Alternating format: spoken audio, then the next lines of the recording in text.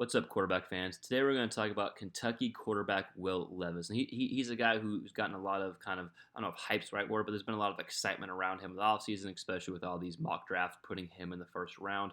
And so we did a video over that and talked about a lot of his qualities, a lot of his good attributes that make him a valuable quarterback. And today we're going to talk about kind of the main area of improvement that if he is able to improve upon and do better on, could really help him take the next step and help the Kentucky offense take the next step. And so we'll go ahead and get right into it. But before we do, I just want to encourage all to consider subscribing to our channel. We talk all things quarterbacks. We do mostly video kind of breakdowns, kind of like what we're doing here. But as long as it's related to the quarterback position, it's fair game here. So let's continue talking about Kentucky quarterback Will Levis, who had a really good season last year overall. But I think it's pretty simple, right? The main area of improvement, and he'd probably be the first one to tell you this, is just cutting down on interceptions, right?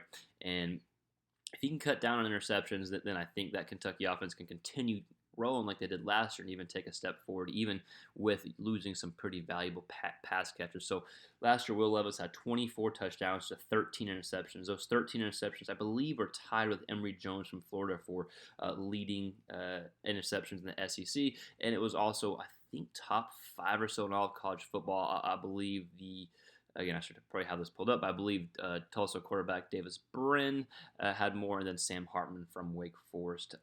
So again, interceptions were probably the main issue for Levis last year. The TD to interception ratio, you probably won at least 2-1. So it was kind of right outside that.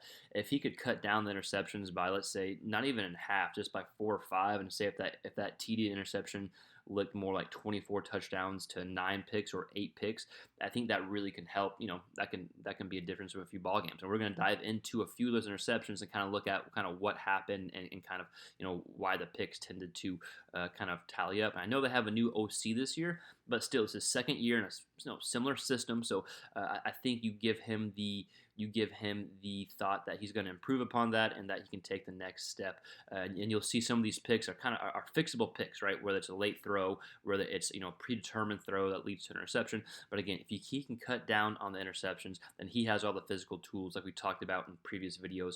Big, strong arm, big, athletic quarterback can really push the ball downfield when called upon, and get the ball out quick as well, and is pretty versatile quarterback. So again, a lot of talent, a lot to like about Will Levis, but if he can cut down these interceptions, then not only is his stock going to continue to rise, but I think the Kentucky offense overall will be in a good position, and Kentucky will continue moving forward in the SEC. So let's look at these 2 interceptions real quick, and then we'll wrap up the video.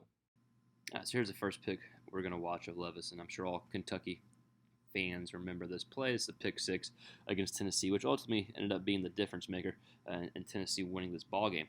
And this is probably I'm sure Levis wants all his interceptions back, but of all the picks he threw, this is probably numero uno that he wants back for the simple reason it cost him the game, and this is just a ball that shouldn't have been thrown. So the biggest takeaway here is just eliminating these type of interceptions, right, where it's like a predetermined throw. So before the snap of the ball, he probably, if you ask me, probably made the decision. He's throwing the out route. He sees the DB out. He thinks the DB is just going to kind of drop straight back, but safety rolls over, so the DB still drops back, but he doesn't have as deep of a zone as Levis probably initially thought he had. So he's just sitting flats the whole time, right? So he's sitting flats as opposed to bailing out like the Reed probably thought, because he probably thought it was a cover 3. The DB just sits on it, breaks on the ball. The DB's breaking on the ball before Levis even throws it. So again, predetermined throws, get rid of these. This will help cut down interceptions, right? Because pre-snap look, you see cover 3, you're thinking boom, boom, boom. That quick out should be there.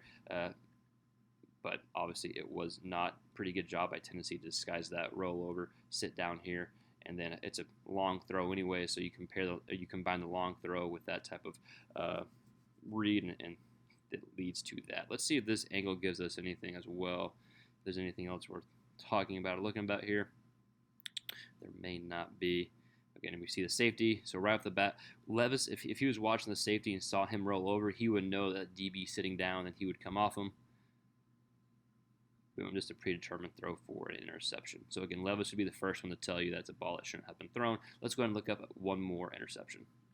All right, so here's the last pick we'll watch of Levis. No need to watch all these interceptions. I think 2 is enough. And we'll see this one, just a ball thrown behind, right? And this is early in the season. hits off the receiver's hands and ends up being a pick. So this is early in the season, what, game 2 or 3, I think they played Missouri, something around those lines.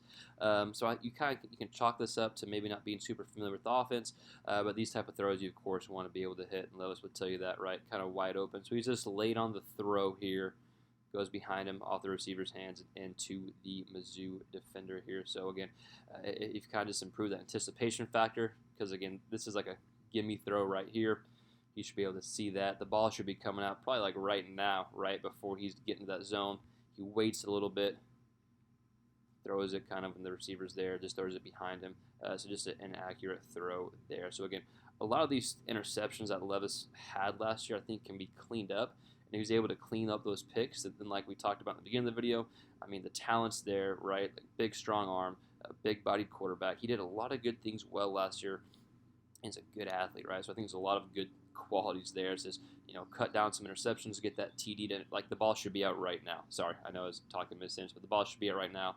The ball comes out now. Still okay if you put the ball out here, right? Just it's behind him, ends up being the interception. Back to kind of what we were talking about. Again, if you cut down these picks, if he's 24 TDs to just 8 interceptions, right? It's a 3-to-1 ratio. That's pretty damn good. You'll take that compared to 24-13. If you can get to like 24-5 or even like Hendon Hooker type numbers, who was 31-3. I know it's different offenses, so it might not be realistic.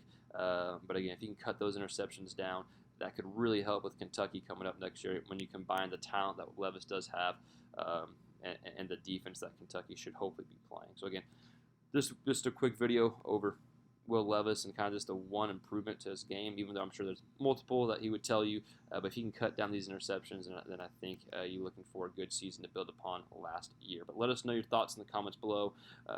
What are your thoughts on Levis this year? What else do you think could be taking steps forward for the whole Kentucky team? And yeah, let us know in the comments below. And again, if you like this quarterback content, please consider subscribing to us and like the channel, all that fun YouTube stuff. It does help us. And we'll see you next time on the next quarterback related video.